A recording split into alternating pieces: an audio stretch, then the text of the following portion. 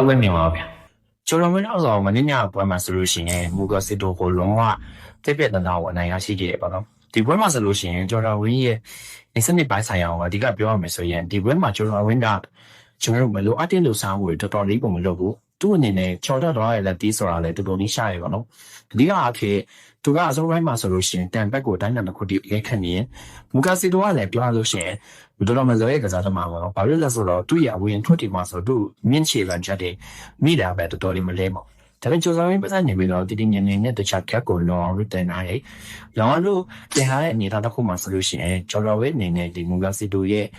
ကက်လွတ်တဲ့ခြင်းကိုချောင်းနေအနေအထားမျိုးရှိပါတယ်ဒါပေမဲ့နေရောက်ဆိုင်ပြီးတော့ဒါထောက်ကြတိကြကလေးကမူကစီလိုရဲ့ပါဝါကကျော်စော်ဝေးအပေါ်ကိုတက်ရောက်မှုရန်ကြီးမရှိနေဘူးပါမှာကျော်စော်ဝေးရဲ့ပါဝါကခြေဘဲထောက်ထောက် right hand ထို့ထို့ဝိုင်းရတူပဲထို့ထို့မူကစီတို့ကိုအထိနာစေတာကအရန်ကိုပွဲဆက်မှာရဲ့ပေါ်လည်နေပါတယ်ဒီလိုတော့မလို့ကျွန်တော်တို့ဒီဘယ်မှချီမှာဆိုလို့ရှိရင်ဒီမူကစီတို့ပတ်စားနေပြီးတော့ခုံပြီးတော့ဒူးတိုက်လက်တဲ့အနေထားမှာဆိုလို့ရှိရင်ကျော်စော်ဝေးရဲ့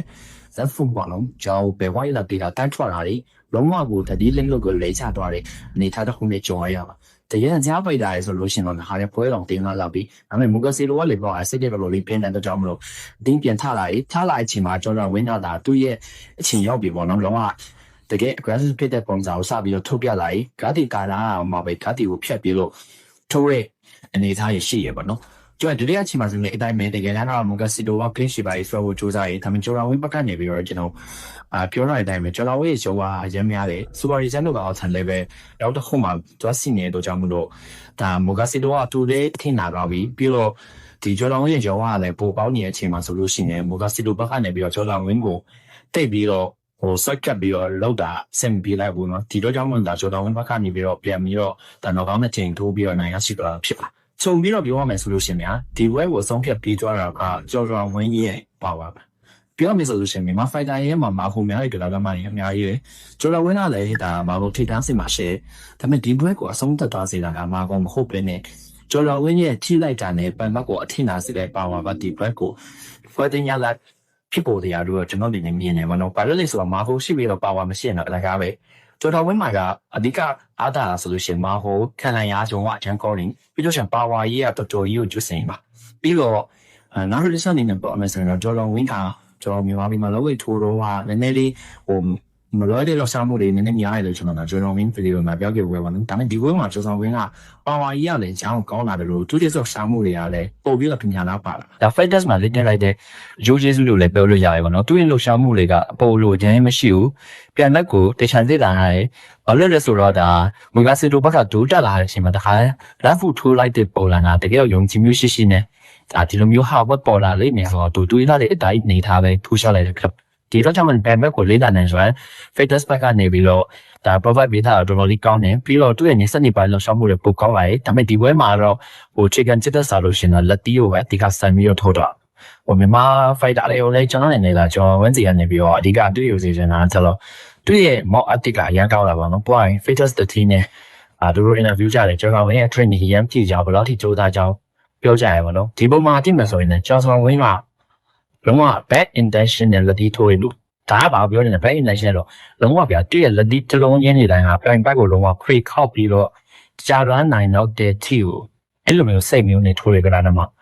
့ပုံမှန်လားတော့အဲ့လိုမျိုးထိုးကြအောင်ကျွန်တော်တို့ပုံမှန်ဆိုရင်ဆောင်ပြပြီးထိုးတာလို့ပြီးလို့ရှိရင်နည်းနည်းလေးဆောင်ပြပြီးမှအတခုံထိုးတော့အဲ့လိုပုံစံမျိုးရှိရဆိုရင်ကျွန်တော်ရဲ့ရုပ်ကိုကြည့်လိုက်ပါကျွန်တော်တို့ဟို jab ထုတ်တာတော့မှတကယ်ကိုပြန်မကိုထိရနေကြလွားစေလောက်မယ်အနေထားမျိုးနဲ့ထောက်တယ်ဒါပေမဲ့ကျွန်တော်ရဲ့အဲ့လိုအော်မျိုးနဲ့ထောက်တာဖြစ်တဲ့အတွက်ပြတောင်းနဲ့တောင်းကြည့်တော့ငယ်လက်ဒီထိုးနေတော့မရဘူးသူရဲ့ movement တွေကဒီမှာဆိုလို့ရှိရင်ကျွန်တော်ပြောတင်တာတော်တော်လေး efficient ဖြစ်လာတယ်သူကစားရဲ့ပုံလုပ်ချရဲ့ပုံကအပေါ်လို့မရှိဘူးသူဘောကမိတ်ဆက်မဝုန်းနေကြောင်းမိတ်ဆက်မကြောင်းနေအောင်အဲ့လိုပုံစံမျိုးတော့ကြောင်းမလို့ပြန်မကတော့မခံနိုင်မနဲ့သူရဲ့ full power ကိုမိပြီးတော့ကြာတော့တချို့နေထားဆိုရင်ကတ်ကာလာတော့မှပဲဂျော်ကြီးရဲ့ power ကိုမခံနိုင်ဘူးနော်ချုံပြီးပြောရမယ်ဆိုရင်ကျွန်တော်ဝင်တာဒီပွဲမှာနောက်ထပ်ဟို next step ပဲတစ်ခုကိုပြလိုက်နိုင်တယ်ပြလိုက်နိုင်တဲ့တော့ဆိုတော့နောက်ပိုင်းတွေ့ရမယ့်တိုင်ပတ်တွေကလည်းဒီချက်ပို့ပြီးတော့ကြားလာလိမ့်မယ်ပြောရရင်ဂျိုတာဝီရဲ့လက်ရှိနေထားဗာနဲ့တော့တူနေဆိုတော့ဘော်နီကာနဲ့တူရပါတော့ဘော်နီကာဆိုတဲ့ဒါမျိုးသမီးဝိတိုင်းနေရမှာဆိုလို့ရှိပါဝါပြင်းနေတယ်မပါလေအမေဂျိုတာဝီရဲ့လက်ရှိပါဝါကဒီပေါ်ပြီးလာမှာဒီဝိတိုင်းမှာ ကောင်းလိမ့်မယ်လို့ကျွန်တော်စီစဉ်မိနေမှာဒီလိုကြောင့်မလို့ကျွန်တော်ဝေးပေါ်နောက်ပိုင်း point နိုင်ပြီးလို့ရှင်လည်းပဲမိနိုင်ငံသားတမိုင်းနိုင်မယ်တယ်ပြီးနိုင်မယ်လေကစားသမားတွေကိုကျွန်တော်ဖက်ပြရတယ်ဆိုရင်တော့ကျွန်တော် win ကစာချုပ်ကတိတ်နေတာရင်ရောက်လာပါနေမယ်ကျွန်တော်ဝေးလည်းမထိရမဟုတ်ထိရတော့ကျွန်တော်အခြေခံရတဲ့မိရရေးရှိရပြီးတော့ဆန်မသေးဆိုချက်နေတာထိရပဲကျွန်တော်လည်းမျက်နှာတွေးအောင်နေရှိရဒါပေမဲ့သူ့ရဲ့မာကုံကိုအစင်းတော့ခံလာတယ်မာကုံနဲ့ရောင်းအောင်ရင်းခံလာတယ်ဒါပေမဲ့သူ့ရဲ့ power ကြီးရဒီဘွဲ